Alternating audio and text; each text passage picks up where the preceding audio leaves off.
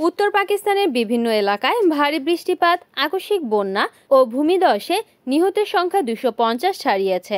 এখন পর্যন্ত নিখোঁজ রয়েছে আরও অনেকেই। দেশটির কর্মকর্তারা এই তথ্য নিশ্চিত করেছেন। গত বৃহস্পতিবার থেকে শুরু হওয়া অতি ভারী বর্ষণে খাইবার পাখতুনখোয়ার বুনের, বাজাউর এবং বাটগ্রামে সবথেকে বেশি ক্ষয়ক্ষতি ও প্রাণহানির ঘটনা ঘটেছে।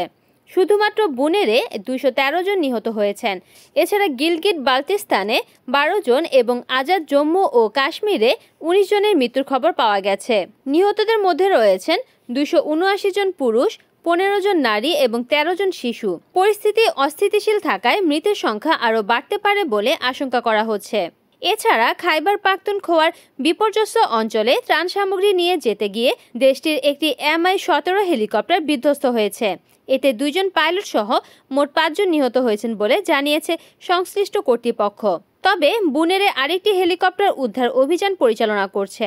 জাতীয় দুর্যোগ ব্যবস্থাপনা জানিয়েছে দেশব্যাপী 28 জন আহত হয়েছেন এবং ক্ষতিগ্রস্ত হয়েছে 116টি বাড়ি।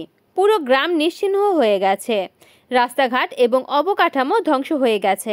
বুনেরে জরুরি অবস্থা ঘোষণা করা হয়েছে। হাসপাতালগুলোকে জারি করা হয়েছে উচ্চ সতর্কতা। এমন পরিস্থিতিতে জাতীয় দুর্যোগ ব্যবস্থাপনা কর্তৃপক্ষকে বন্যা কবলিত এলাকায় যথাযথভাবে ত্রাণ বিতরণের নির্দেশনা দিয়েছেন পাকিস্তানের প্রধানমন্ত্রী Shahbaz Sharif. Desk news, Kamruzzaman Kamrul, NN TV।